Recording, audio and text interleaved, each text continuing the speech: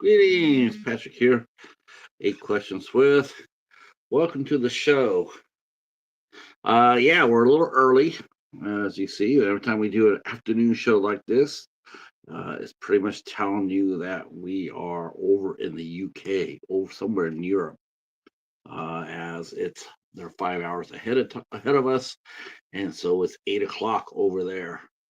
So today we'll be talking to actress Meghan Adara. She'll be here.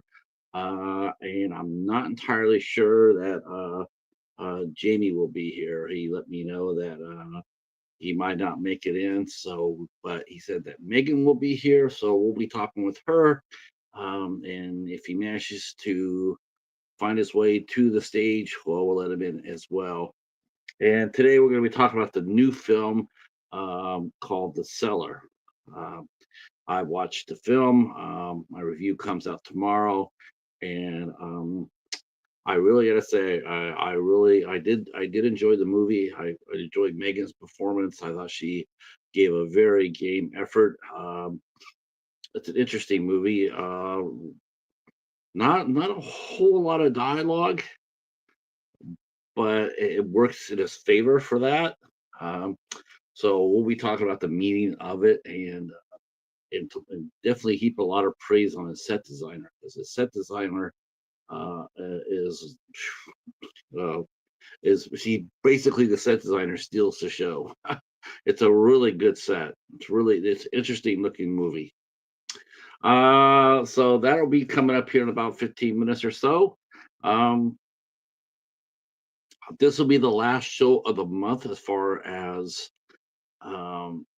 as me doing the interviews this month. We're done after today. We won't be back till June. We're going to take the next couple of weeks off. I will be making one appearance. I will make one appearance over, ironically enough. I'll be heading back over to the UK on May 27th to hang out with our good friend Gareth from Video Tasties. He and I will be discussing The 13th Warrior, which starred Antonio Banderas. And it's one of my favorite action movies. And it was featured on the Clash of the Titans, where the cat and the gnat battled over historical dramas. I had the 13th Warrior, and our good friend Justin. He had the last of the Mohicans. So good, good show, good show. And so we'll let you know what's coming up here in June. We are working on June. We are working on June. We got a couple of watch parties coming up on June 6th. We'll be joined by our good friend Spider Dobrowski, and he and I will be watching and discussing along with you guys who show up. We'll be talking about Teardrop, a supernatural horror film that had a little bit of history. It's the first film that Tubi commissioned as far as the Tubi original goes, and it was Teardrop, and very creepy movie. Very good movie, very well written, and we'll also get a update on Spider's new movie coming out called The Weeping, which features Reggie Lee from Grimm and Doug Jones from Hellboy. He'll be making an appearance, and we made sure that the Doug got in there as far as getting a bigger role. We want to see Doug there. Okay, the frog is here. All right. What's going on, frog? What is the? Oh, man, I'm just trying to get becoming YouTube famous like you are. See, hey, Anthony is here. Okay, he says he's gonna go finish 2011. Okay, that's good. That's good. We're doing all right. We're doing all right. It's a beautiful day outside here in Michigan. A little cloudy, but beautiful day. And yeah, looking forward to talking with actress Meghan Adara. She'll be here, and she's a young actress from Great Britain, and a very interesting actress. And so we'll be talking with her shortly. Uh, she's just basically just started out almost. She's got a few movies underneath her belt, including Winnie the Pooh, Blood and Honey 2. She'll be here. We'll talk about that, and it's going to be interesting. And she's done some TV work as well. And let's see, I think she's got some new stuff coming up too. Besides the Cellar, the Cellar is saying that it came out last year, but I think it's just now getting out to the public. Uh, oh, the R.I.P. man is on her. Oh, that's interesting. It's a small ass world. So she's going to be in the movie called The R.I.P. Man, which is Rest in Peace, and that is actually will be something somebody will be talking to next month. We'll be talking to the person behind that movie, and that will be Tate Irons from Talk Horror with Tate. He is a podcaster as well, but he is making a movie. He is making a movie called The R.I.P. Man, and it looks like Meghan Adara is going to be part of that. So very small. I did not know that till right this very second. So that's shout out to Tate, right? Very small world. So we'll be talking to Megan about that as well. Okay, the cheetah is here, saying hi. Give it up for the cheetah. Okay.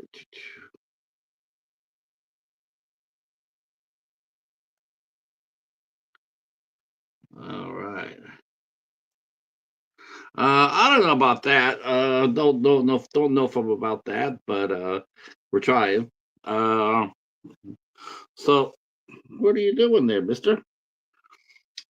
All right. Let's see. So that'll be happening on June 6th. We'll be doing Teardrop, and then on June 21st, we'll be back with Reap. We're gonna do a watch party for Reap. Uh, so watch party for Teardrop on June 6th with Spider Dabrowski, and then Reap on the 21st, and we'll be talking with filmmaker Joe Leone. Joe says he's going to try to bring some of the cast with him. That'd be awesome. Some of the cast that was in Reap also popped up in Joe's latest movie, and that was called Greet Your Demons. And speaking of Greet Your Demons, we'll be talking to the two lead actresses in that movie. Re, Eva, Remy Ara, and Adrian Loren, and they'll be here on June 5th.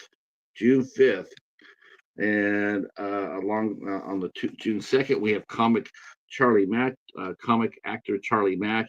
And then on Wednesday, we have actress and producer director Amanda Ultra will be with us. We do have some other guests that we're trying to work on too, including one who is getting a lot. Actually, two. And this, I'm really hoping this is going to happen because I really would like to have this happen. But so the new Final Destination is coming out. And of course, with the new Final Destination, everybody is let's see. Hey, what's up? How about them Yankees? Yankees and Mets. Yeah, Soto and Judge. Uh, yeah, it's gonna be a good series. It's gonna be definitely. I don't think we'll get swept this year. I don't think so. I don't think we'll get swept.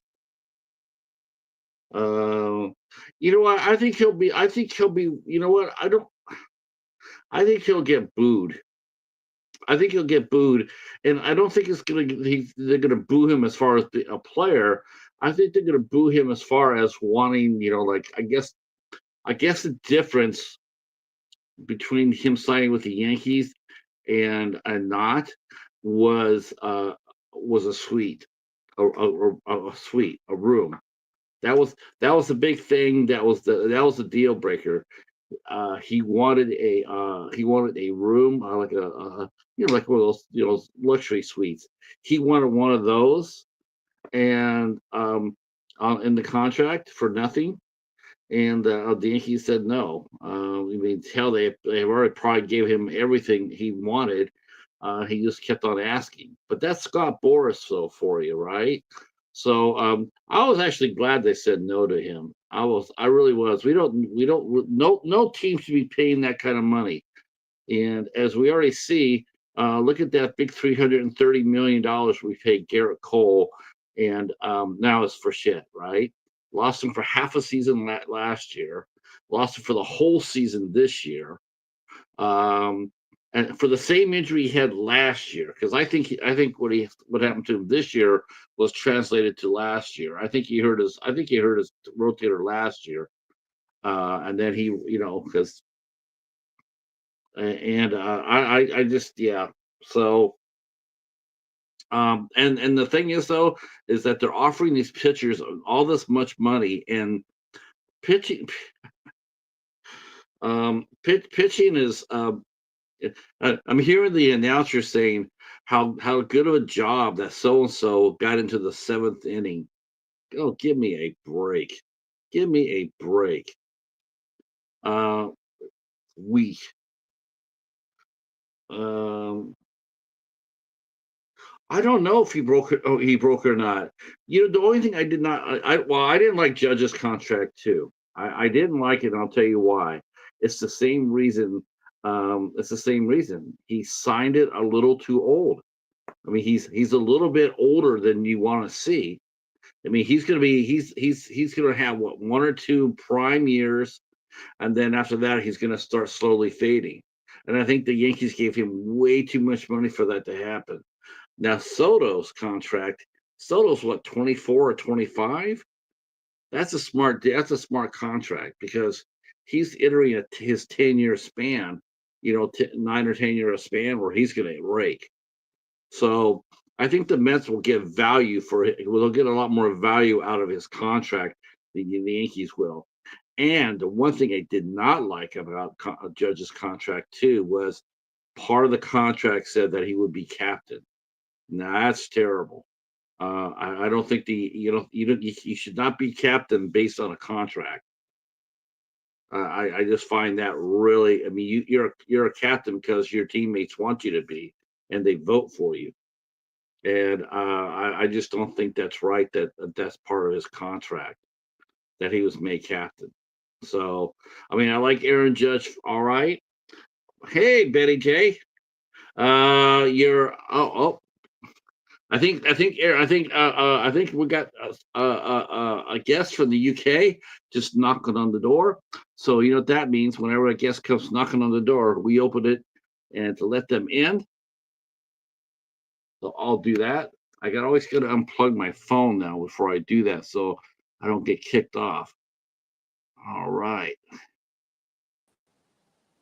Okay. Let's see. This is Jamie is here. Yeah, hello. How you doing? Okay. So how many speed? You know, you, I was sitting here with the cheetah, and I was sitting there going like, I'm not sure about this. This is going to be this might turn out to be a bad day. Um, but I managed to see that you. I know I have to get at the background. It's interesting. Uh, I'm glad you're here. And soon Megan will be here. I was just glad she got here safely. I don't ever want anybody to feel like they need to break the speed laws to get here. I know, no, it's all good. It's just a little bit. I was a bit unsure if I'd get here for 8, but luckily I'm back home in time. So yeah, it's all Now good. you're already working on your next film, and Absolutely. now we just got the Cellar. When I watched it, we watched it, and I thought the Cellar had been released was going to be. I guess it's going to get released over here in the States this year, but you actually finished it and released it last year, right? Well, it's been on the festival circuit for like 7 or 8 months. So yeah, now it's sort of gearing up for release. It should be released in like a couple of months' time. It should be out there. Festivals they're such a man. I have mixed emotions about festivals. I mean, Yeah, so do I, I. So do I. I mean, I like cons. I like cons. It's really interesting to see what happens over there. You know, all these movies are being sold and bought, and it's interesting. And then you have Sundance, the other big one over here in the States, Mm. and the Toronto Film Festival. Of course, it's rivaling cons as far as I'm concerned. And That's you a know, big one. Toronto is massive now, and they seem to have their fingers, like as far as the winners go for award season. Since they go first, they seem to almost like pick. They're going to pick their favorites to move on to the award season. So those are three of the big festivals, but this it's the small ones that get you right. The Yeah, well, one, the ones Cellar, that tell you. the Go Cellar ahead. is at hands right now. In fact, Oh, okay, it's okay. right now. So, It's at hands. so are you looking for this? So you're looking for a distributor then? Well, we've got distributors already. We got distribution sorted for America and the UK, but the sales agent wanna sell it to multiple territories around the world. So it's Did got you like been did sold you already. say did you say you had it sold here and not the UK, or sold in the UK and not here? No, we sold here and in Okay. America. Okay. And America, yeah. Good. Good. Did they give you a time period about? Can you say which company picked it up? I mean, I don't see why not. I mean, for UK and America, it's for digital media. Okay. Mhm. Okay. So yeah, they picked it up for UK and America, and then we have deals in like other countries, like Korea is one, and Scandinavia, and like Belgium and Holland, a few more, I think. Um, so, yeah, it should. Um, we we were talking a little bit of baseball right before you walked through the door. Um, now, my question to you about this, Jamie, is when you negotiate this deal, when you negotiate the deal, are you asking, because this is happening more and more, even to independent filmmakers. um it seems like more and more, before it would be like, okay, we're going to distribute this in, through streaming services, and then we'll do a physical media release. Are you getting that now for the Cellar, or is it just going to be just streaming? Or will they give your movie a physical release as well? So I think certainly in America, it will have a physical release. In the UK, I don't think it will, because in the UK, there's not a market really for physical media now. It's kind of dying out a bit. But I think in America, it's a lot bigger than in the UK when it comes to Blu-rays and We DVDs. we are we are definitely making a fight out of it. That's for sure. Yeah, Uh, a lot of horror fans and people I speak to that like horror films, they love the physical media side of things. They love owning the film. They want the film in the physical form. it's funny. It's like I was talking to a distributor, and they told me to go over there and pick out a couple of films to watch and review. And I'm like, yeah, all right, it's cool. So I go to their website, and I'm seeing some of these cool movies, but when I click on them, it's digital only. And Yeah, I'm not a digital reviewer. I don't. I mean, I'm a physical media guy.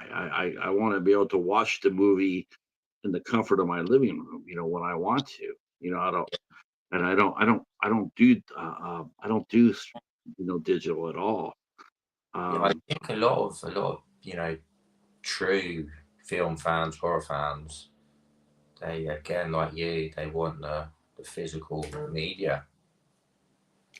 They want. there's a very, I'm sort of really saddened to hear about that, over in the UK, because we know a lot of horror fans over there. They're diehard just like we are. I mean, and it's just to me, I think it's sort of like we have a company here called SRS Cinema, and I like their model, Jamie. I like their model because what they do is that they'll work with with a film crew, film team, and they'll work hand in hand with it. They'll help to get the movie made. And Mm. then what they'll do is they'll make a limited match of physical media, like they'll make 500 copies. And what they do is they turn around and sit there and say, okay, we're going to be selling this, the first 500, because they want to see what kind of interest it is. Yeah, that's So a let's good sit there idea. and say, That's, we're going to go ahead and we're going to put up 500 for sale through our website. And basically, they just sit there and they watch how fast the movie moves. If the movie moves fast, they can go back there and say, okay, there's a demand for the movie. We'll yeah, roll out another 2,000 copies. yeah, You that's know, the way. Manufacturing like on demand is the best way. I Right, you're yes. risking everything. Um, all right, and Megan has walked through the door, so let's go get Megan.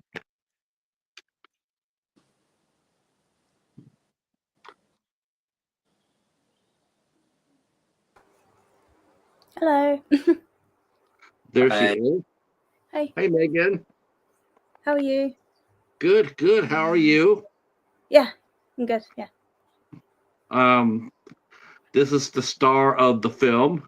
Um, I have to sit there and say it's actually a co-star of the film because I think the other co-star of the film for the Cellar is your set designer. oh right, Oh yeah, my gosh. yeah, Between Megan and your set designer is like, man, this is a very interesting movie. It's a good looking yeah. movie. Well, I mean, I was practically the set designer because it was literally all authentic locations. Right. And we'll talk about that too because I want to know how you got into and some of some of the especially the first part of the movie, the catacombs. I want to know how you got it, where were those shot at and how did you get permission to shoot there because that looked really, really cool. Yeah, yeah, we found some great locations for this film. That was a big thing for me, getting great locations and setting that world. So Megan, welcome in, and Hi. hopefully you're having a good day, good week. Uh, we're going to be talking about the Cellar and your role because you pretty much have to carry the film. Yeah. It's an interesting film. Mm. Um, I definitely thought it was I definitely thought it was intriguing. Um, the way that Jamie had put you through your paces, basically, because it's a lot. It was a lot. It's a heavy load for just one actor because there's not that much dialogue there, and you have to do a lot of your acting with just your physical movements plus your facial reactions, Mm. and that's the whole movie except for a few scenes. But I would sit there and say about 85% of the movie, it's you. It's just all you. Yeah. Um, well, I guess the first thing I'll do is Jamie is ask where the idea for the Cellar come from, and then I want to get into the casting aspect of it. But where did you get the idea for the Cellar? Well, I was working as an actor in one of the locations, and I kind of got inspiration from when I was working there, on another film as an actor. And I thought if ever I'm going to make a film, I've got to use this location in the film. Um, and it just inspired me to kind of write something. And I also had like Resident Evil, the game, in the back of my mind because I wanted it to be quite immersive and following, one single character around.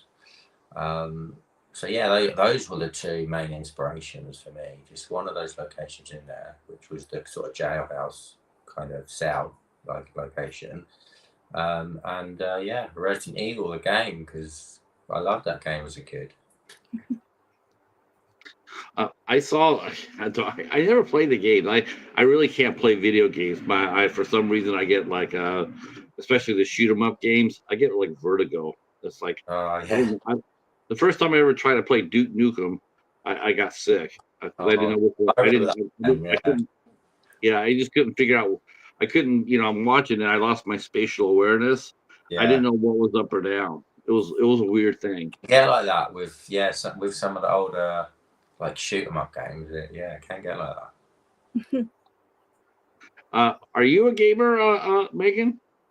No. My boyfriend is. I've tried doing some, and I just can't coordinate my hands. So like the camera's up there, and then I'm like spinning around, and next minute I'm looking at the floor. So no. But I do play Sims, if that counts. Yeah. I bet, you know what games that you and I do really well in. I bet if you and I sat down and played soccer, like World Cup soccer, I bet you and I would probably have so much fun doing that. Maybe I'll give it a go. I could do sports, but I can't do all those shoot 'em ups. No. So Resident Evil, that's an interesting series to draw upon, though. I mean, I don't know why you don't have necessarily Raccoon City here, but you definitely have a very, very interesting set. I mean, and what really grabbed me. Well, I guess I should ask you about. Yeah, I want to ask you about this because this is probably my number one question: is how did you cast Meghan into this movie? Because I love her look in this. Well, so do I. That's why I cast her.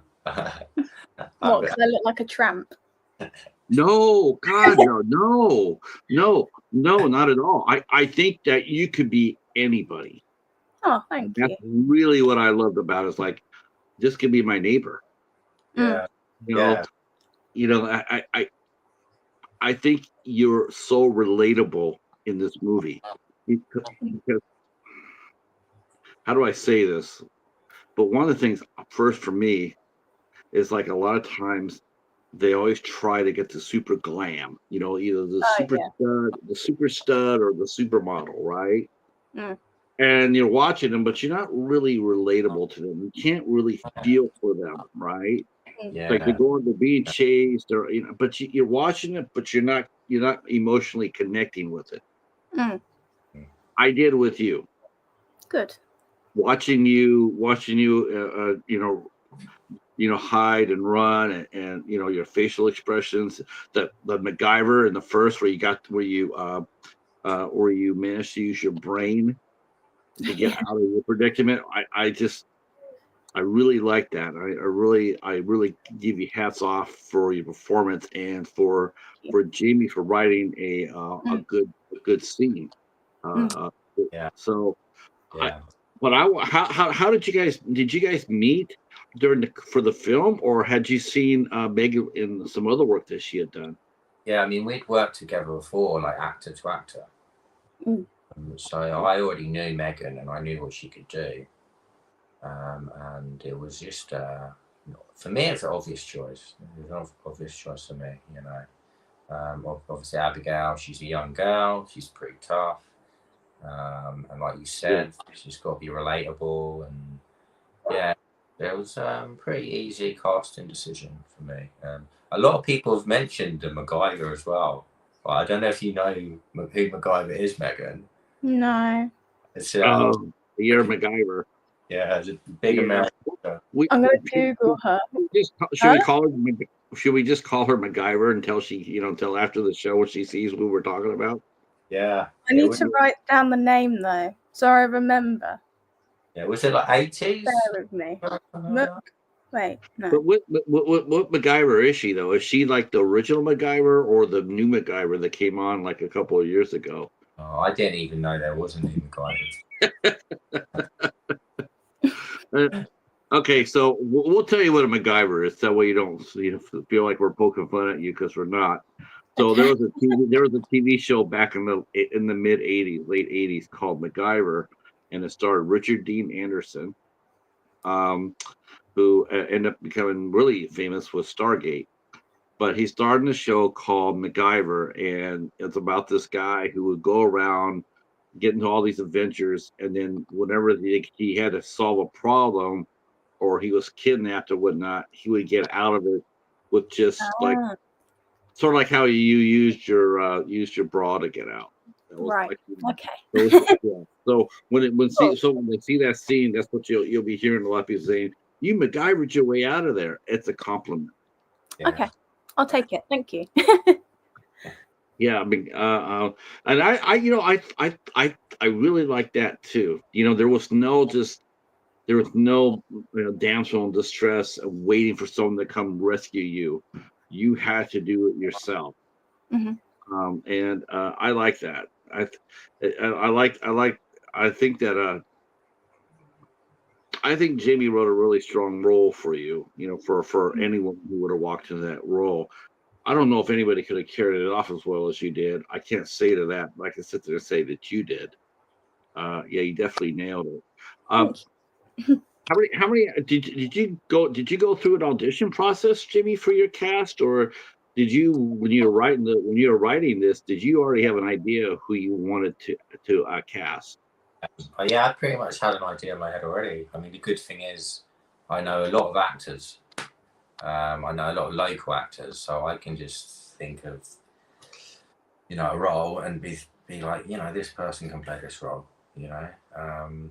So for me, it's easy. I didn't have to put out a big casting call or anything and have people come in and an audition, because it would have been a waste of time for me. It would have been a complete waste of time because I already knew people, knew what I could do.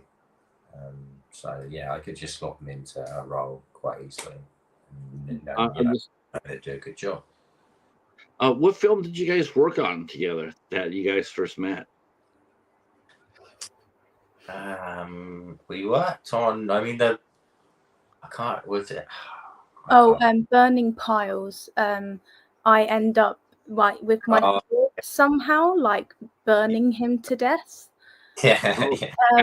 It was a short Yeah. And then the next one, I played a homeless person. That was the charity shop one.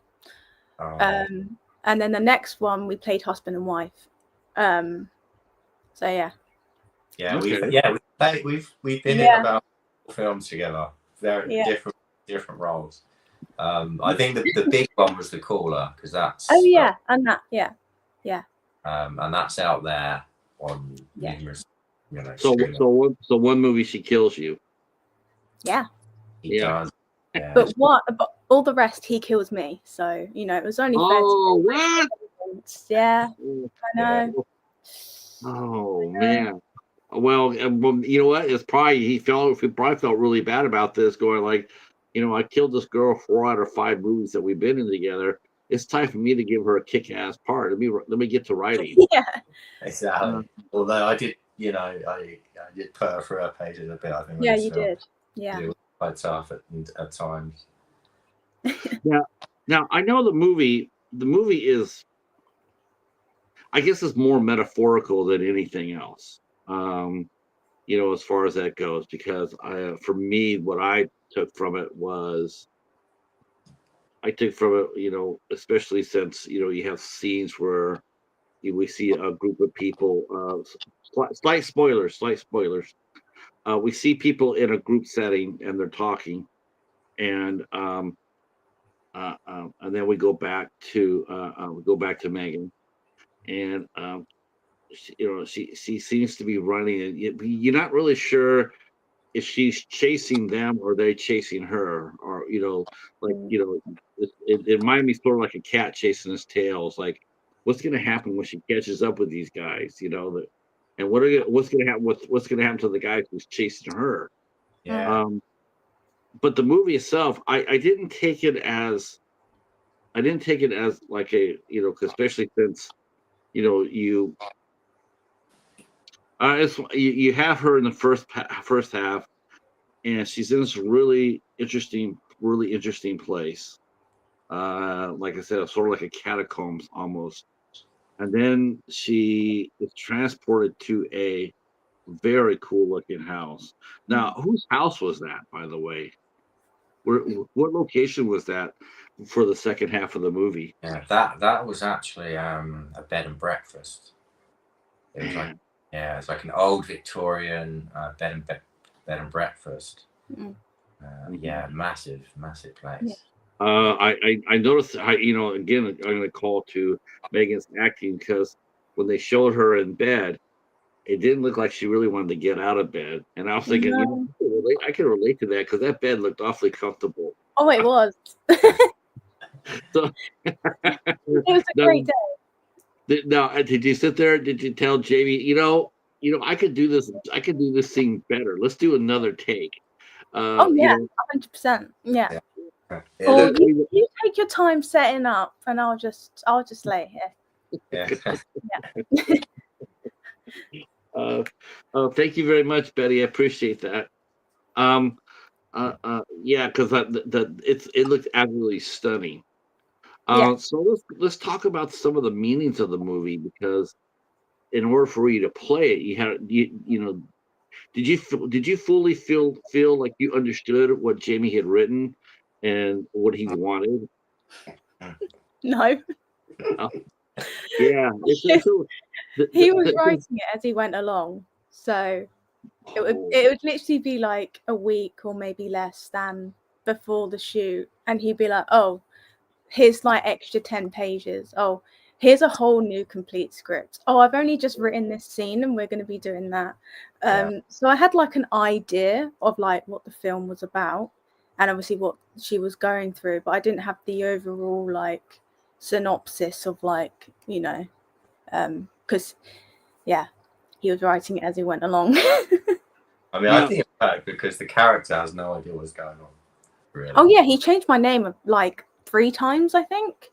One point I was called Alice, then I was something else, and then it was Abigail. And then in a script he then sent me later, it had 2 different names. And I'm like, so am I Abigail or am I Alice? And he was like, oh no, Abigail. And I was like, okay, I'm just checking. You know what you should have done? You should have just held out and sit there and say, since I'm playing 3 roles, I should get like 3 times the cash, 3 times. So I think that would probably help him like come up with just one name. I love you. Is that part is the writing and the renaming? Because I got from this movie that it's a personal movie. And I'm thinking that this story isn't so much Meghan's, but it's yours, Jamie. And since you wrote it, I have a feeling something's rooted in reality in this script. I mean, based on what I saw from the movie, it looked like someone who was fighting their inner demons. And I'm wondering, was Meghan, was the character someone you knew in real life that you were writing about, or was this a completely original idea? It was pretty much original idea. I mean, of course, I've known people that have gone through a whole bunch of stuff, like what was in the film. But I think like these days, everybody pretty much knows someone who's gone through stuff like that. So yeah, I didn't. I mean, the characters in the other characters in that support group were actually based on real characters, but not Abigail. Abigail was just her own sort of unique character that was just what I kind of come up with in my head. So yeah, other than the other people in the support group, Abigail was her own unique individual person. A composite, you could say, almost like you could draw upon 3 or 4 different people you knew and came out with Abigail.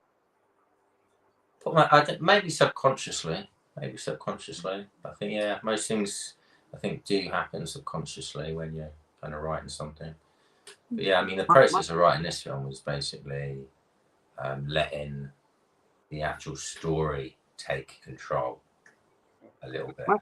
I guess my only question, and again, it might be slight, but and I'll tell you why after you answer the question. Is Abigail, is she comatose in this movie? Is that what that is? Is she's comatose? She starts off being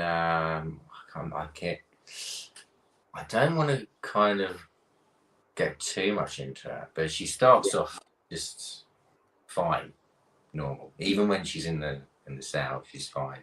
You know, there's no issues with her, other than she's locked in a cell and she doesn't know what's going on.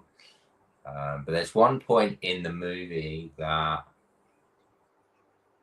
it gets to the point when something terrible happens to her, basically. And from that point on, then she's like a different being, entity, basically. Right. The reason I asked is like I just got done talking to another filmmaker, Joe Leone, who put out his movie called Greet Your Demons, and his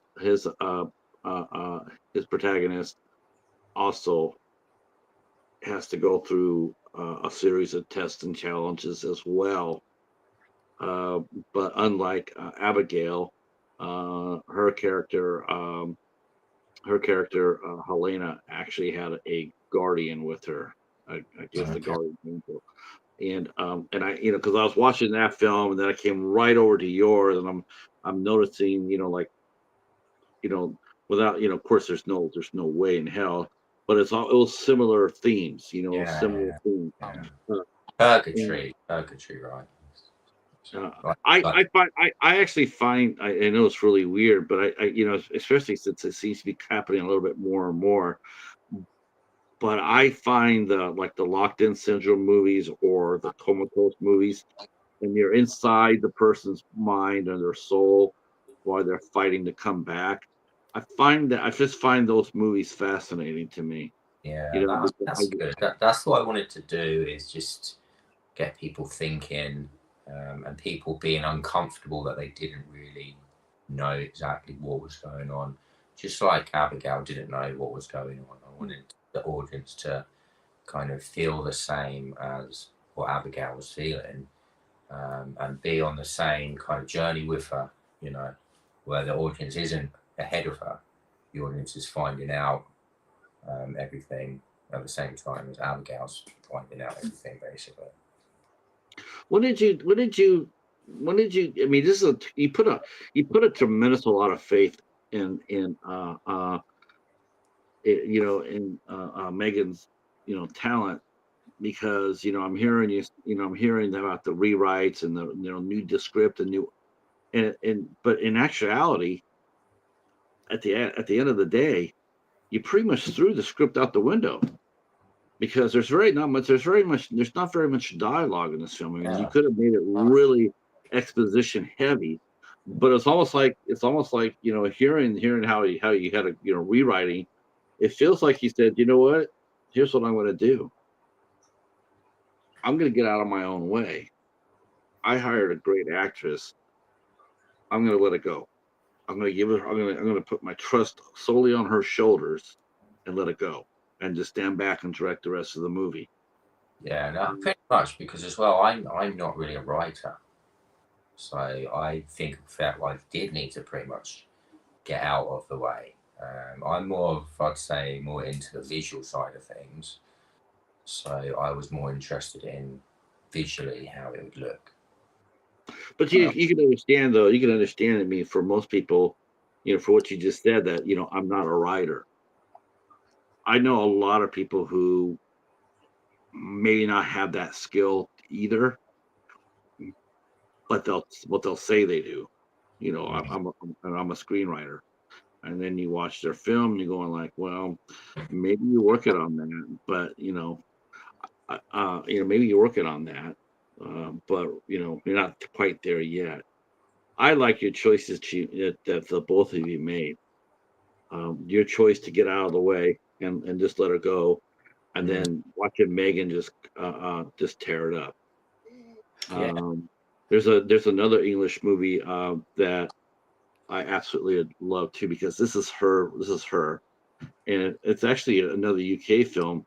You might have heard about it, maybe not, but it's called Locke with Tom Hardy. Yeah, I've seen that film. Very much. I had the same feelings. It's basically the whole movie is Tom Hardy driving, Yeah. The whole movie is on his shoulders, much like it is on you for you, Meghan. Mm.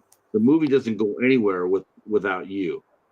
It just doesn't go. It doesn't. There's no supporting actors that can pick up the ball. It's the movie is either going to make it or it won't, based on your performance.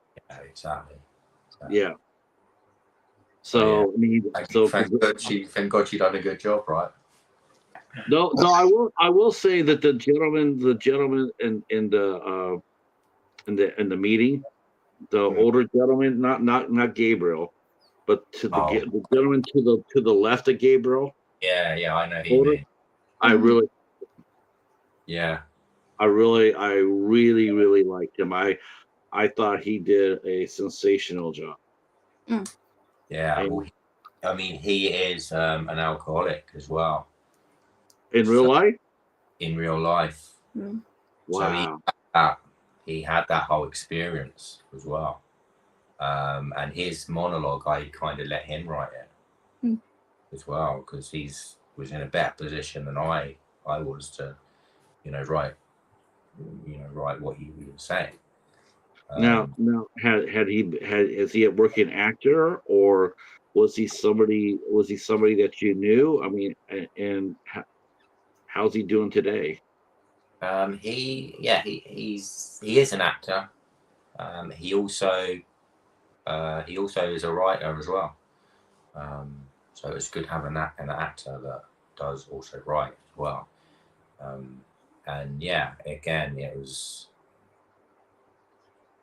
like I say, he's in a better position than I am to write his own dialogue. So I just sort of let him kind of let him his thing. He's got a sobriety today, though, right? He's still working. Oh. Yeah. I just thought that he gave a great performance, and I definitely I was really impressed with him. Now I understand why, because he was so heart, he was like so vested in that in this dialogue, and like, this guy's acting his ass off, or because it did feel like he was there, like the camera wasn't there, he didn't see the camera. I know, yeah. It was such a good performance from him, and so many people said that as well. He should definitely put that on his show 100%. So how did you get into how did you create Abigail, Meghan? I mean, you got the role, and I know you said that it was a little difficult because all the rewrites, but it's just a young director trying to make it, they're just trying to do it right. And I can understand. I mean, we can all understand that, except for Stanley Kubrick. He doesn't count. He doesn't get a free pass. But he's just you got a young director. He's writing it. He's trying to make it right. Did all the changes, did it help you create the character, or did it hinder you in creating Meghan? Like, okay, today you're Meghan, but tomorrow you're Abigail, and tomorrow you're Kate. Or did you always just go into it and create Abigail, as she is? Was it hard for you to bring her to life? No. When Jamie sent me the script, I highlighted like what the themes were, and found behaviors and feelings that she was going through that I could connect with to have a better understanding of her. And then I also messaged Jamie and asked for some like backstory on her, maybe some hidden, extra details that I would need to use to, create the character. And based on that, I basically created my own backstory for her, from the moment that she was like born all the way up until her, like, when you see her in the film. And used some of the experiences that she went through, and then used my own experiences to influence the character. So I've tried to find myself within her to be able to create a relatable and believable character. So that's how I went about creating Abigail. And yeah. Now I'll ask you. I mean, we're talking about drawing upon composites. Mm. Did you do the same thing to bring her, to create her? Did you draw upon your path? You mentioned experience. I take it it's not your experience that you drew upon, but some of your friends' experiences, or was it your own experience that you put No, into it was my own experiences. Yeah. This is a heavy movie. Yeah. How just, if you don't mind me asking, but how old are the two of you? Like in your mid-20s, early 20s? Oh, I'm God. 25. Yeah, that's about right. That's what I. And how about you, Jamie? Oh, wow, I wish I was in my 20s. I'm 39. Okay. Wow, that's interesting. Yeah. It's But yeah, interesting. it is a heavy movie, actually. With It is, and yeah. so it's like I said, I'm coming off Greet Your Demons, which is another heavy movie. Mm. And it's. Let me ask you this question, Jamie. Do you look at this movie as a horror movie, or do you look at this movie as a drama with horror elements? I kind of look at this film that's not one specific genre, actually. I'm with you.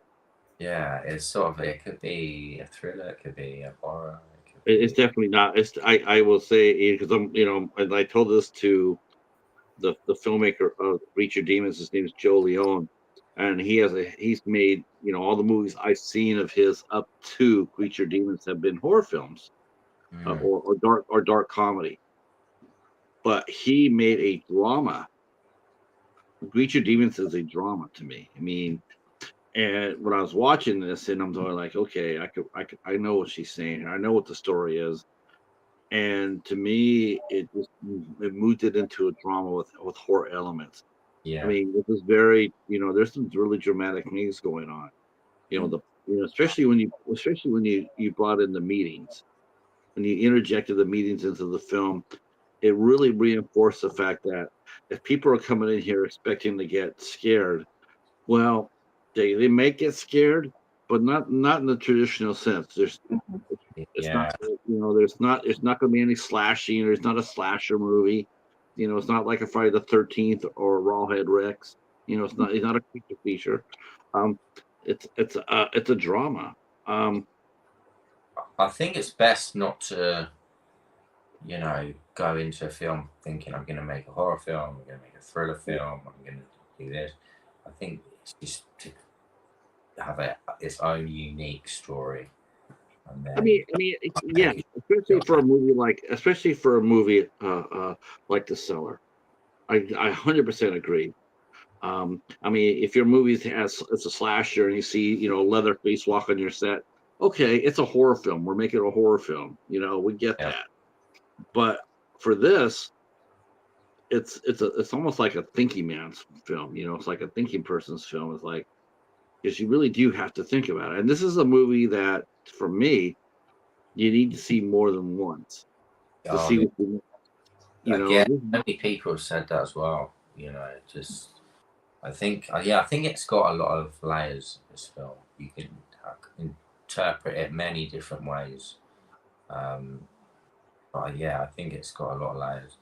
Someone described it like, and this is how dark some people think it is. Someone described it similar to Martyrs, the French film, and that was like a brutal film, Martyrs. Yeah, no, I wouldn't compare you to Martyrs. Yeah. Martyrs is a whole different animal. That's a Yeah, whole different. that is brutal. That's a whole different animal. Yeah. Yeah. No. No. Yeah. Have you seen Martyrs? Me? Yes. No. Did Yeah. I? How do you know what? It's like, I'll be honest with you. That is one movie I've seen where I can sit there and say, man, it's like, I mean, it's like, I want to sit there and tell you how good it is, because Mm. it's really good. but at the same time, you want to sit there and say, "But don't watch Don't it." watch it. Yeah, it's, it's like yeah. Whereas your movie is rewatch it, watch it again, watch Yeah. it with friends, watch it Mm. with family. You know, but Martyrs, man, that's an interesting movie. I think about what she whispered in her ear at the end. I think about that scene. I wanted to know what the hell she said. Okay. I'm gonna have to rewatch that film actually. Huh? I'm gonna have to watch it now. Oh my gosh. Yeah, yeah. It's I would like to you know what? How about this? How about if I recommend someone from your side of the pond? If you want to see a really moving picture, I mean a great motion picture and one with a lot of spirituality to it. I'm gonna recommend and people in the chat will or replay will laugh at this, but I would recommend you watching A Dark Song. Dark Song. Director named Liam Gavin made it. When was that released? You know, roughly. Yes, 2017. Oh, okay. It is, yeah. Okay. I would recommend that before jumping into watching Martyrs. I like to jump feet first, just straight in. Yeah, yeah, that's but sometimes though when you do that, it's shallow water and Yeah. you end up breaking your legs and your ankles and stuff like that. And nobody wants that. I would sit there and say watch A Dark Song, and if you like that, and and then maybe think about it. 'Cause I'm not saying I think Martyrs is brilliant for such a movie like it is. It's brilliant, but boy, it is hard to watch. Yeah. Whereas uh, whereas your film is beautiful to watch, in many aspects. That's good to know. How long did it take for you guys to film the movie, and did you film it all at once, or did you break it up and shoot on weekends and then, or did Yeah. you do it all at once? No, we broke it up. It was staggered quite a bit. We shot it over 9 days, and it took to film. I think it was 6 months. So it was really, really staggered. Yeah. Because again, we started it with no money, and we were shooting it as the funding was coming in. So we was waiting to get some funding, and then we'd shoot a bit more, and we kind of staggered it that way. So it was all done in a very unconventional way, basically. Now, you mentioned the money aspect, and that's one thing that Great Britain is awesome about, is that their film commission, you can apply for grants to help make your movie. Did you do that for you? Did they help you finish your movie? No, it was just through crowdfunding and some investment. I mean, the grants, I think they're quite, I think it's quite a long process. And I think they're quite particular about who they give these grants to. I think they probably would have helped you out in a heartbeat, because the message in the movie, the message is powerful. The message is powerful. It's Why don't you go back and ask them? well, what I was really impressed in too, and that is, I guess this came in from all those other movies where you were running for your life, but I noticed that you were running for your life a lot in this movie. What kind of physical training did you do? Any physical training or workouts before when they gave you the script and says Abigail is running like 90% of the movie? Did you go ahead and how did you get in shape for all the running scenes? I didn't. I just did it. Meghan came in on crutches a lot of the time. Yeah. Yeah. So Yeah. Now, how many? What's the most shots of you running? Yeah. Where Jamie said cut and just do it again. How many times? All the time. Huh? There was a point in the film where I'm running, and I go into this room, and my hip basically popped out or did something, and I had to like sit down, and everybody else is like, "Are you okay? Like, do you just need like, do you need 2 minutes? Like, just sit down and just collect yourself." And Jamie's going, "Yeah, like we really need to get on." And then Yeah. bloody hell, Jamie, like calm down. Oh! I just got done. I just got done pushing Stanley Kubrick out of the room. I What's know. up with that? Still So did it. I still did it. you hit your head. You hit your head, and he's sitting there going, "I want another take." Basically, essentially, yeah. Oh, Yeah, but I I was knew. in hospital for some part of it, and he's like, "Yeah, we really need to do like the last scene. Like, we really need to do the last scene." And I'm like, "Well, you can turn up, but I'm not going to be there because I'm still in hospital." So, Yeah. Did you go to the hospital because you hit your head? no, I didn't. Oh, okay. I was gonna say it sounds like you got a concussion. No, I had bladder cancer throughout the filming, so I was in hospital. Yeah. How are you doing now? I think great. I'm not sure. I just rather not know, you know? Just a I girl told who you, lives on the edge. yeah, this is a heavy film. I told you in many ways.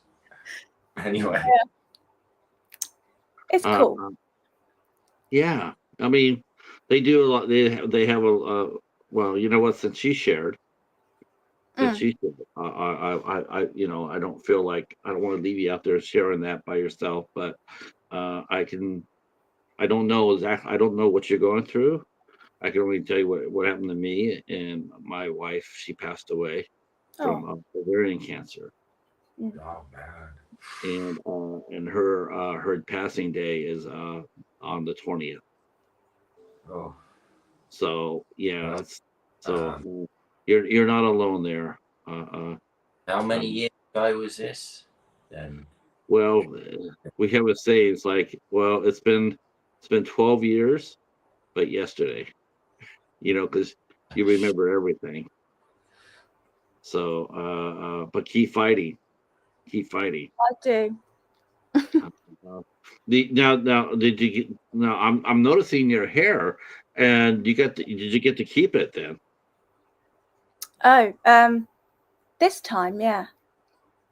Yeah. Yeah.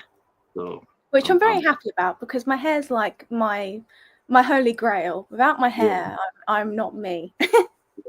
yes.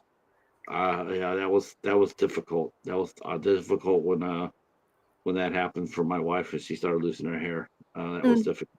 Get it. So you're running because you were very quick on your feet, and you're running, and so I want to go. I want to talk a little bit about the layers of the movie. The first part of the movie, it's where did you shoot the first part of the movie at? The second one we said was a bed and breakfast, but what about the first part? Was that shot in Great Britain? yeah. It was I mean, we shot the whole underground bit in 2 locations. One was like an old jailhouse that's disused, not used anymore. And then the other part was an old wine cellar underneath a hotel. So yeah, I was fortunate enough to, you know, stumble across these 2 great locations. And yeah, it was pretty claustrophobic down there at times. Oh my! You're kidding, right? I mean, that was some narrow hallways. I'm like, man, that is really small. I mean, Yeah, I know. but it suited Abigail because Abigail was very quick, very fast. Yeah. I like the I like I said, I like her physicality. You know, she like you got the idea of a you know a dog chasing his tail or a cat chasing his tail. You weren't really sure who was chasing who, even though they're supposed to be chasing her. But were they really? Because Abigail, there's many places where it looked like she could go somewhere else. You know, make a different choice, but she chose differently. She chose against the grain. And this is what comes back to the whole Resident Evil, the whole game sort of thing. There's in Resident Evil, you can go through this door, you can go through that door, you can walk this way. There's different choices that you can make, like a game, basically. It's interesting too. I'm thinking about the ending, and I'm going like, what made you what made you decide to go with the ending that you did? It's Well, I wanted a dark ending. It's quite rare, I think, in films, even horror films actually, that the ending is quite dark, and it kind of does reflect life in a way. There's not happy endings all the time. So yeah, it's a bit bleak, but yeah, I will say that it's funny because I've seen, like I said, I've seen some movies, The Abandoned, and Doom Room, and Ghost Stories. Have you seen that one with Martin Freeman? Yeah, I saw that. Wasn't sure about it. Same sort of theme-ish, and actually same sort of. If you want to see bleak movies, I mean, you say you don't see that many bleak movies, but there's a time in the U.S. during the 70s where yes, oh my Lord, it seemed like every movie that came out during the 70s had a bleak ending. That was the best decade for horror films. 70s, 100%. There's no, very, very rare that there ever was a happy ending in the movies from the 70s. Yeah. Very rare. And yeah, that's the best decade for horror films, I think, in my opinion. Because you had I guess the first, you had the Texas Chainsaw Massacre, which started the whole horror. Yeah. And that was before anybody. I know people say, well, we can go back to Night of the Living Dead or Rosemary's Baby, but I think really, though, more than those two, though they're tremendous movies, but more so though. But I always thought the Texas Chainsaw Massacre was the that was the gatekeeper. You had to go through that. Oh, you haven't seen that movie. You haven't seen that movie, have you, though, Megan? What, Chainsaw Massacre? Yeah, the first one. Yeah, I have. Yeah. Oh my God. I have. Right. I love that film. It's great. It's awesome. Oh no! So, are you guys both horror fans? I mean, and if so, what are some of your favorite horror films? I guess Jamie, I'll ask you. I mean, it seems like to me, it seems like the British horror scene right now is experiencing a renaissance with I noticed that Megan did Blood and Honey 2.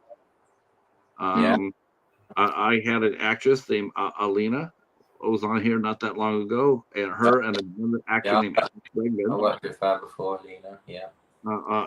Alex. Oh God. Well, and he did Piglet with Alina. I was in that film. As well. Are you? Yeah. Ah. Yeah, I was in that opening scene of that film. Nice. Well, you were in Winnie the Pooh, Blood and Honey too. Yeah. How did you enjoy that experience? It was different.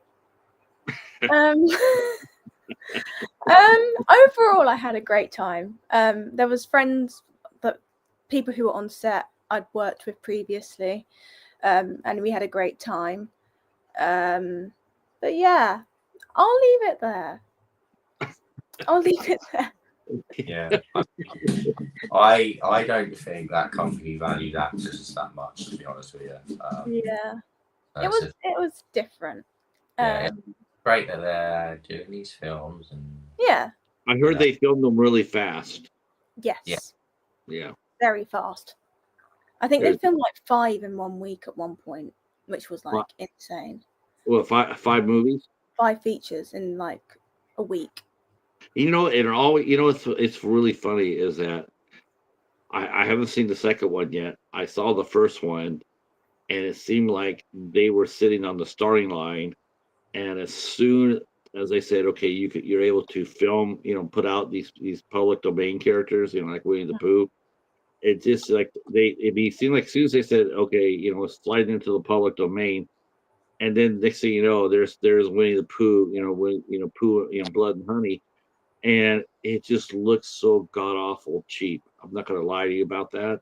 It looked horrible, and every clowned on it, but it went out there and it made $15 to $20 million, And and you sit there and go, and they say, well, we're gonna make another one. Yeah. And then you would think that the director, whoever he was, you would think that he would actually take a deep breath, go over the first movie, and then take a notepad and write all the things that he needs not to do in the sequel. Mm. And the first thing I would have had on there was take your time. Mm. Because Yeah. I mean, your movie, it went for character development. It did not look rushed. It didn't look like you were trying to, like the house was on fire. It was methodical. It looked like it was made with care and professionalism. Whereas, Piglet looked really good too. I was really impressed with Piglet. I was like, okay, that it could have been rushed, but it wasn't. It was really well done, and great performances in there, and I enjoyed that. And to me, it's like, okay, they had the same thing as far as the people who made Blood and Honey, that they're trying to get their movie out there fast because early bird gets the worm. Yeah, I think that's it. It's that like initial idea as well. It's always like the first movie of that kind is the one that's gonna make the money and be the success. But then everyone starts to try and copy that success. Then Well, it's ironic though. Anybody sit there and say, "Well, you're copying," when you turn around and look at them saying, "And what are you doing?" I mean, you're taking all these characters and you're twisting them inside out, but you're still not coming up with original characters. You're still taking away from from Winnie the Pooh's writer. All you're doing is twisting his characters, but you're not doing anything. You're not doing anything new. You're just expounding. You're just expanding on the characters. Oh, I don't like. I don't. Did you get a lot of heat from what kind of reaction? I noticed that your film won 34 awards. But what about your peers, Jamie? What did you hear about from your peers that watched your movie? I mean, were they impressed with what you made? the reaction's been pretty good. I mean, but my mum was very honest. So she'd pinpoint things, like tiny little things that for her didn't work, which is, sort of course, it's good to hear. That sort of critique. But yeah, I mean, in general, it's like most people have pinpointed the good things they like. But it's always difficult to hear someone's opinion because you don't necessarily know if they're just being polite or, they're holding back a little bit. Even if it's like, someone's got a bad opinion, that could sort of stem from maybe a bit of jealousy. So this is why people's opinions don't matter too much to me on the film. I mean, it's good to hear them, Right. but I'm not gonna think too much into it. Whatever people kind of tell me about the film, I'm not gonna really read too much into it, unless I know it's someone that's being dead straight and 100% kind of honest with me, Now I'm looking at your IMDb page, and I commented on this already, that it's a small damn world. Because I did not know this at all until today, till right before we went on the air. And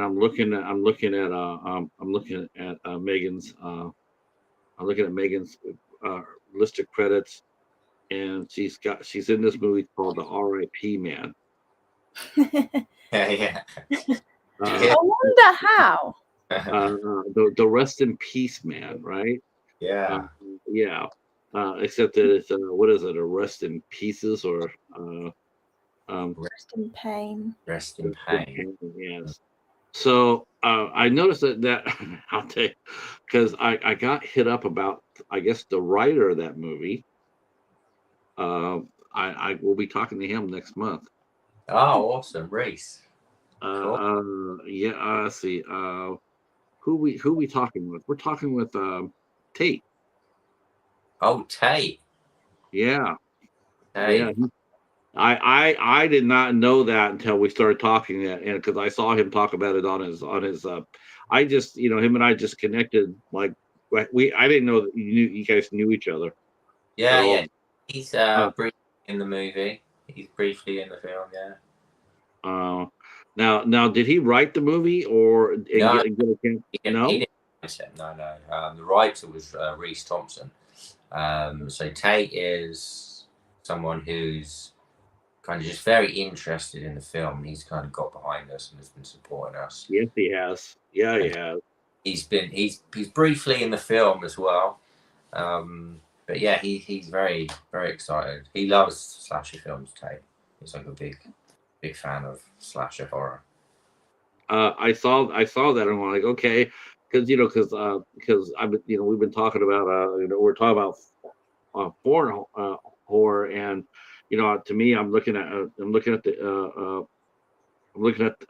and I'm just gonna name a name here because I always do every time I talk about English horror. I always have to mention a name. Today's world. I'm expecting one day for her to come over here and blow me up, or at least try to. But I'll be ready for her. Me and the Cheetah will be ready. But I noticed that to me, I see a lot of fresh faces in British horror, and more power to it. But one of the things that really, like we're talking about the how fast the movies are made. Um, I think there's a renaissance that's waiting to happen. Several good actors out there. I mean, several good actors out there, some really good directors, but there's some out there that seem to be, I don't know, they're just not very good directors. They don't make very good movies. And to me, what really sucks about that is they make all, like, the ones who make 5 in a week. The thing about it is, what sucks about it is that their movies get out there first. People watch them and realize them that they are they realized what they are, which is basically a money grab piece of shit. Yeah. And then to me, that what happens is they see that, and then when a good movie comes out, like The Cellar, or Piglet, and then those movies get hammered. They get caught in the wash. Like they get lumped into, Yeah. and I don't really like that too much. Do you talk to other directors about or in the case to you, Megan? Do you guys talk about that among yourselves? Like how can we help you? Because to me, it's like it affects every actor and every director out there. When a really shitty movie comes out, it really affects it. It affects it here in the United States too. 'Cause we always talk about Bloomhouse, right? Yeah. And it's like every time a Bloomhouse comes out, it's always like 50%. It's like 50% good movie, and there's 50% that it's just not very good at all. But then everybody looks at new horror films coming out. They look at them with a jaded eye. Yeah. Yeah. I mean, And I don't want that to happen to this movie. I think your movie deserves a lot better. How do you two go about trying to make, I guess, better horror? I mean, do you talk to your peers? I mean, yeah, you absolutely. collaborate? Yeah, and also watch a lot of films, like indie films.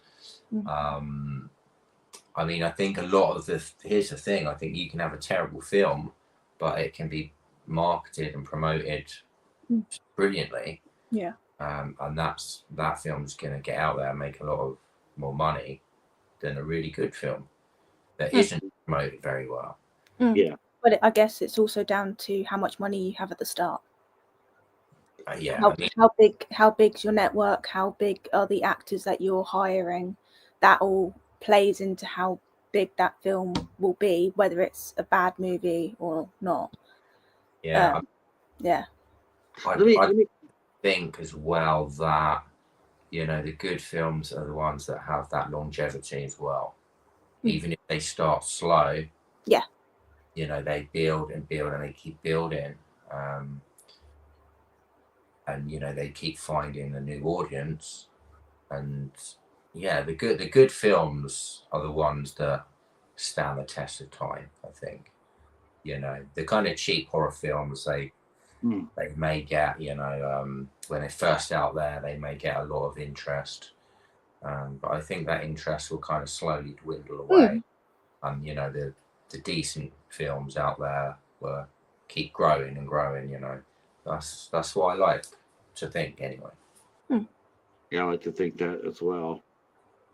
Let me ask you each this one question.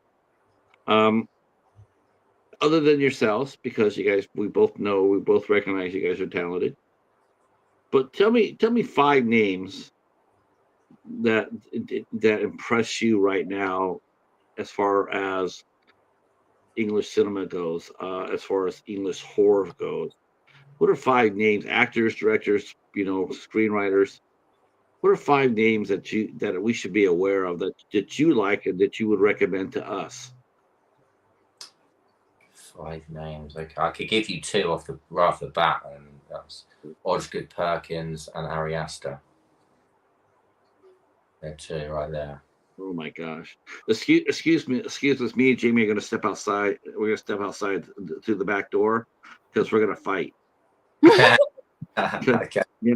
You don't No, I'm not an Ari Aster fan. Oh, okay. So I thought Hereditary and Midsummer I thought were really good. Let me The tell fact that you, it was and let me tell now, you something too. And people will tell you I'm not bullshitting with you. Okay, I'm not saying this for brownie points, right? I'm not. I'm being truthfully honest with you. Your movie is better to me than Hereditary. oh wow, okay. Well, that's a I'm not bullshitting. I'm not saying that for heat. I'm not Yeah. saying for comments, and I'm just telling you honestly. Your movie is better than Hereditary. Thank you. I just find, like, to me, see, he got a lot of money. He got a lot of money, and it's almost like he didn't know what to do with it.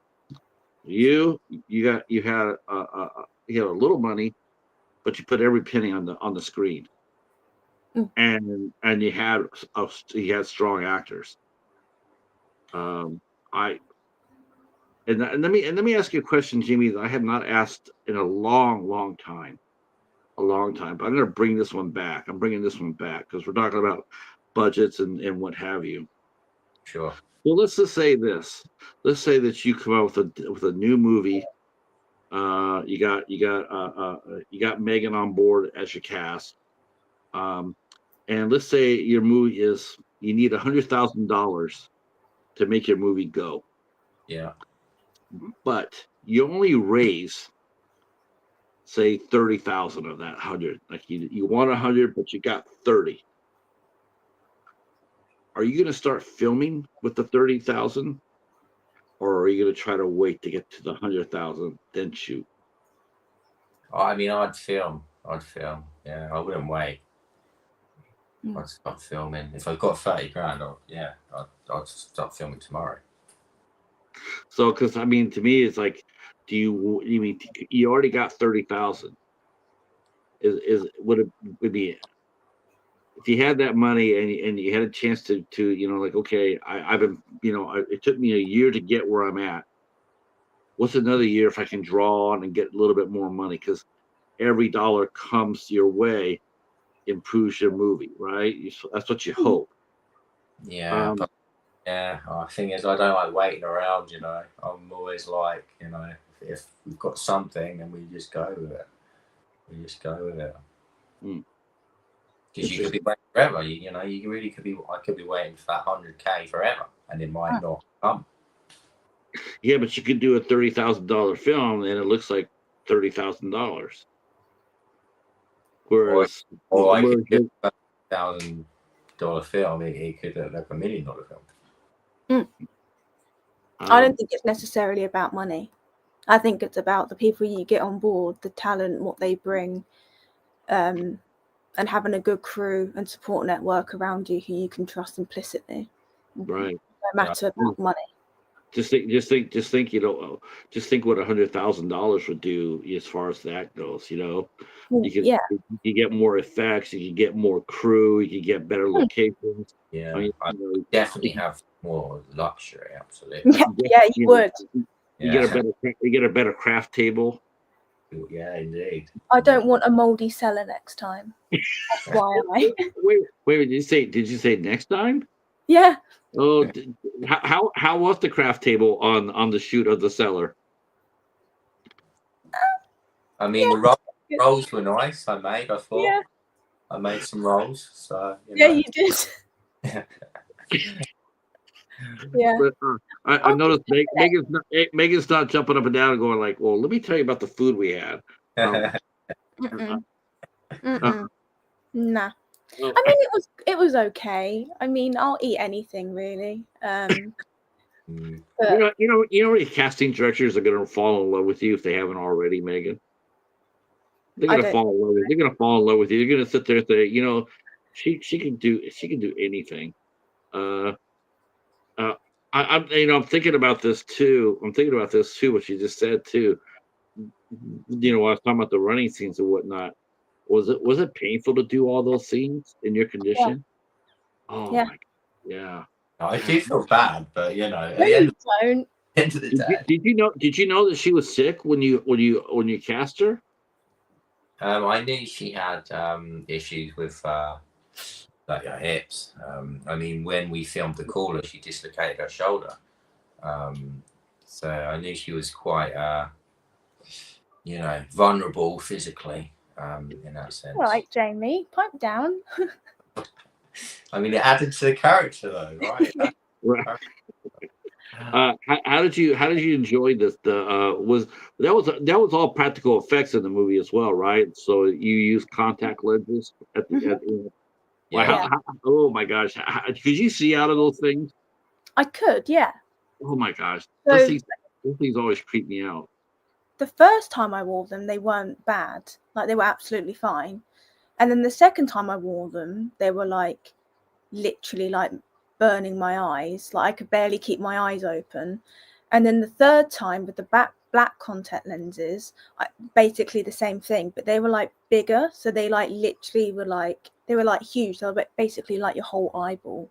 Yes. And it did make things blurry, but I could see. So yeah. Yeah, that was a great. That was a great scene. That was a great scene. That was very effective. I was sitting there going like I was sitting there going like I really hope that was practical. I mean, I know because I know they can do that visually now. Special effects. Like I like the idea that you're doing it with physical. As long as you're not hurt. As long as you don't hurt yourself. So talk to us a little bit about well, now you guys are going to be working together again on R.I.P. Man. Rest in pain. How did you guys get involved with that project? Well, that project is actually wrapped now. We wrapped it on Tuesday. So this is why I'm pretty busy recently, getting all the footage together to get it all over to the editor. Wait a minute, is this the movie that almost has you not making it tonight? Yeah, just because it's been so busy with because I've set a deadline for the first. Do me a favor. Tell that rest in pain guy, tell him we're coming for his ass. Tell him that me and the Cheetah, we're on the next thing flying. We're coming over to take him out. Rest in pain. Absolutely. Or someone. Go ahead. I'll go against him. So let's talk a little bit about rest in pain. You guys just wrapped up. You're doing editing right now. Now this one here, I take it it's a traditional horror film, right? Yeah, it's the slasher. Oh, okay. Yeah. All right. Now, go ahead. Because we've got, I mean, the killer It's a traditional slasher, but it's again there's some, quite an authentic themes in there. The killer has a rare condition called adodontia, and it means he can't grow teeth, so he's got no teeth.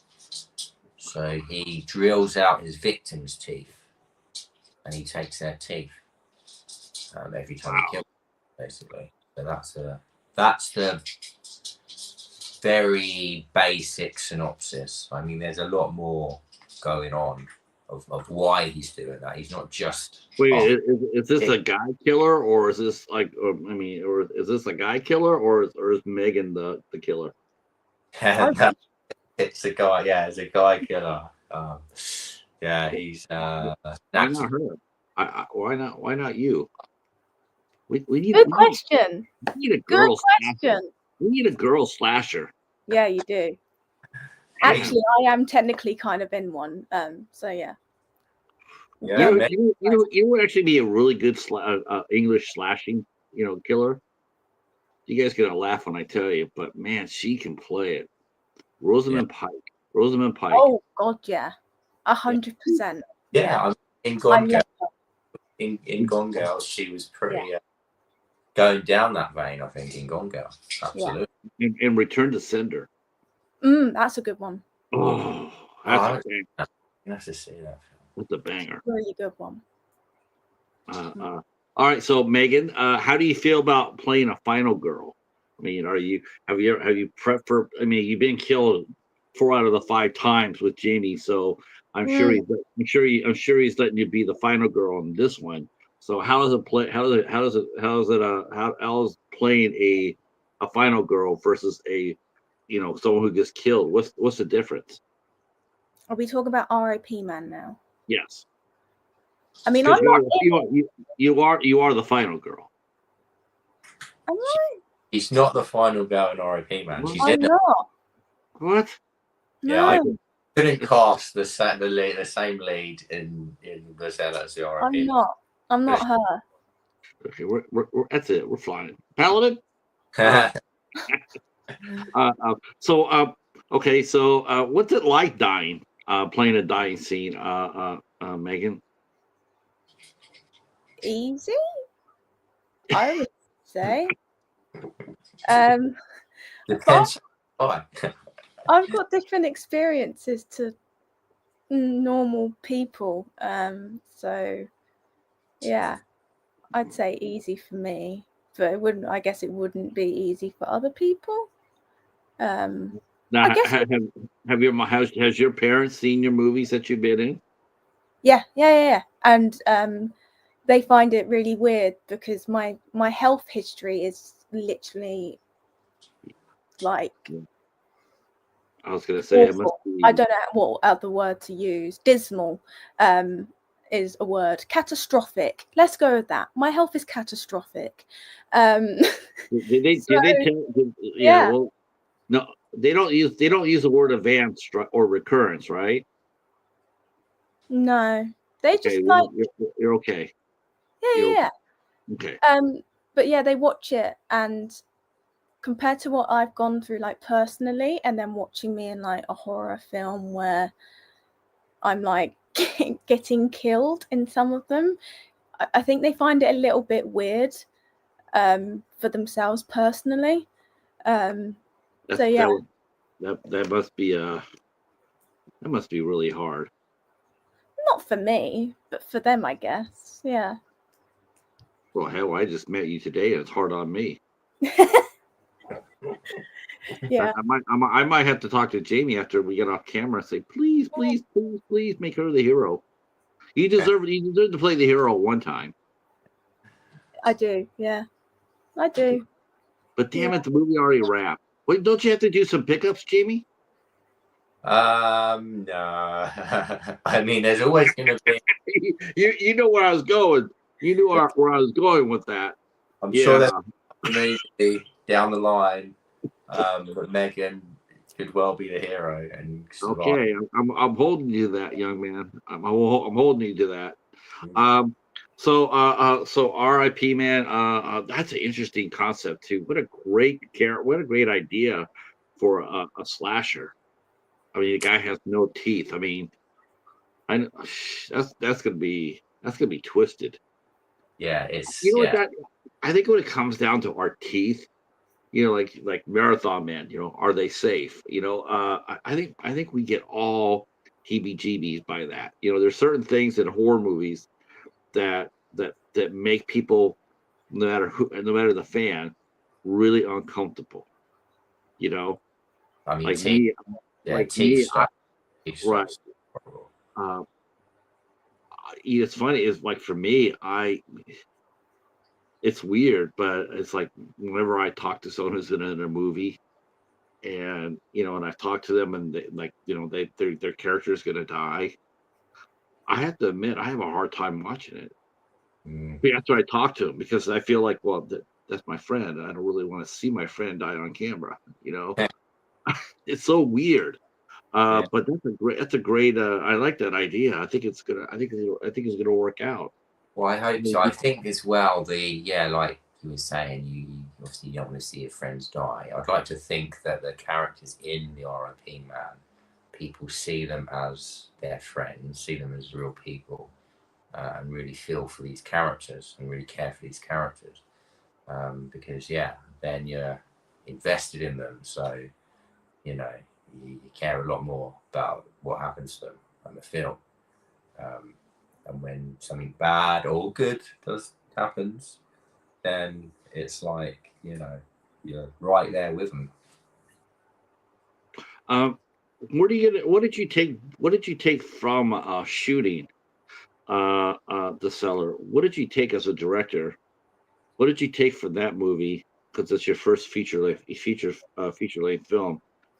What three positive habits, or what three positive things from directing the Cellar did you take with you to R.I.P. Man? I'd say always be conscious of the time. Yes. Always have a plan in place, but know that plan probably isn't gonna come to fruition, but have that plan there anyway. And always just stay in control of the situation. Don't get stressed out, and just try and be calm and relaxed and just stay in control, basically. Do you storyboard your when you direct? Do you use storyboards to help you? I do. They're great, aren't they, Meghan? My storyboards. They're absolutely beautiful. Yeah. You could pay hundreds of thousands for them. That's how amazing they are. Yeah, they're great. Great. I mean, I can understand them. I'm not sure if anyone else can. But yeah, I storyboard, and I know the shots. And maybe some people will see it, but I see it. I'll let you. I'm sitting here where we were talking about martyrs earlier, and I'm sitting here and I'm just realizing my background here. I'm going like, you should tell Meghan about that movie, and so I will. Before I let you guys go, I was telling you about a movie to watch. If you watch Martyrs, but I was thinking, but you know what? There's a movie I could recommend right here, right now, that you would absolutely love, and that's the movie that's on my background. It's called Bound to Vengeance. Okay. Yeah. That is a banger of a movie. I love that movie so much. It is awesome. Have you seen it, Meghan?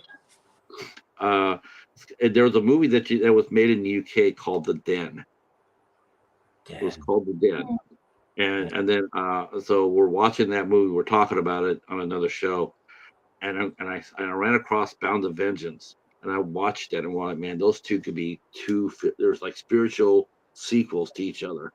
But I'm thinking, wow, I maybe I couldn't recommend Martyrs, but I definitely I do recommend Martyrs, but it's like but I could recommend watching Bound to. I could watch that movie all day long. Yeah, this is the thing. There's so many great films that are sort of like sort of off the radar a little bit. Seek these great films out. Yeah.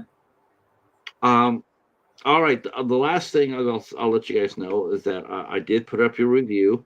It'll be coming out tomorrow. I'll drop it tomorrow. Cool. So I never do reviews before I do my interviews. I always do it afterwards. Yeah. Well, that's because sometimes if you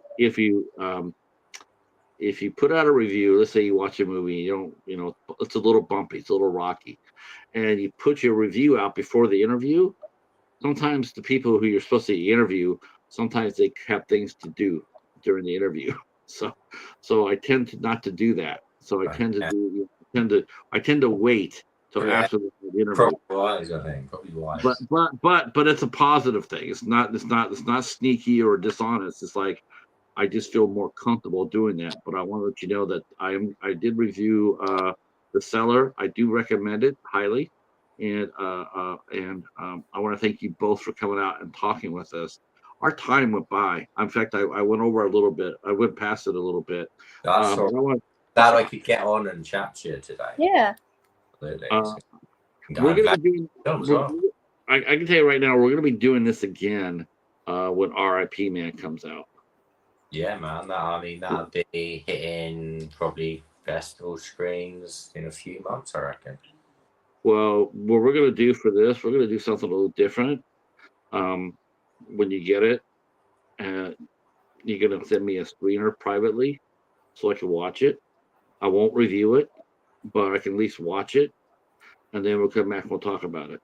Yeah, I don't want to wait months to do it, Jamie. I wanted to do it as soon as you get it. Yeah, man. I can get the writer to come on as well. He can also talk about it, and we'll have to bring back Meghan too. Yeah, Meghan is in the film for like maybe a minute. That's okay. That's okay. She still can come back and hang out with us. But she has got another film she is producing. Yeah. Called Amelia. Yeah, I play a vampire. Really? Yeah, that's a slasher sort of film. It's way more gory than The Cellar. It's got more jump scares. We're nearly finished filming. I think you only got like 3 days left, which is insane. So I think you play Amelia then, right? You're the vampire? Yes, I do play Amelia, yeah. She's a bad bitch, let's just say that. Not to be messed with. She's like a female Blade. I've not seen it, but sure. Oh my god! Oh my gosh, she hasn't seen the Blade movies. We gotta fix that. I'm gonna watch it tonight, and then And also, what's the other vampire film? The girl is I can't remember what it's called. But there's a badass girl in the film I'm thinking about, but I can't. A female vampire? Yeah. Let's see. There's a female. Like 2005, 2006, something like that. See, there was Blade. There was, as far as vampires go, there's Blade. There's Rise. There's Rise. Oh yeah. Rise with Lucy Liu. She plays a vampire. There's Innocent Blood. Emperelle. She's a French lady. Are you thinking of Jennifer's Body or something? No. No. God, she was like a really sexy vampire woman, dark hair, super hot actress, but I can't remember the name. It's so annoying. Salma Hayek played a vampire in Dust to Dawn. Oh yeah, she did. Yeah. Oh, that's another very sexy vampire. I just saw that we have a magazine over here in the United States called Sports Illustrated, and she made the cover of the swimsuit issue this year. Oh no. She's 58. She's 58 years old. She made the cover, and it's like that age is nothing but a number when it comes down to her. She's Yeah. wonderful. She's a good actress too. Mm. All right, boys and girls, I'm going to let you guys get out of here because it's late in the UK, and some of you guys need your sleep more than others. So I don't want to hoard up any more of your guys' time. I want to thank the chat for hanging out with us, and the people kind of come by and watch the replay. Thank you again so much. The movie's called The Cellar. It should hopefully be getting a physical release over here in the States. And to the fans in the UK that want this on physical media, I guess we'll have them contact you through the Cellar Instagram, and you can provide. We'll see. Yeah. We'll see. I mean, it'd definitely be on streaming platforms, but we'll see. We'll see where it goes. All right, this is going to be my last show of the month too. This is the last show we're doing of 8 Questions With this month. We're taking the rest of the month off. And I will be actually heading back over to the UK on the 20th, on the 20th. I'm sorry, the 27th, hanging out with our good friend Gareth from Video Tasties, and we'll be talking about the 13th Warrior. All right, if you guys can stay there for 1 second, I'm going to say goodnight to our chat. Thank you guys so much, and then we will talk to you guys on the 27th. And the midnight hour is on tonight at 10 o'clock. And shout out to our good friend Hobbs Horror, who's also in hospital right now. And we're with you, buddy. Hang in there. Get better.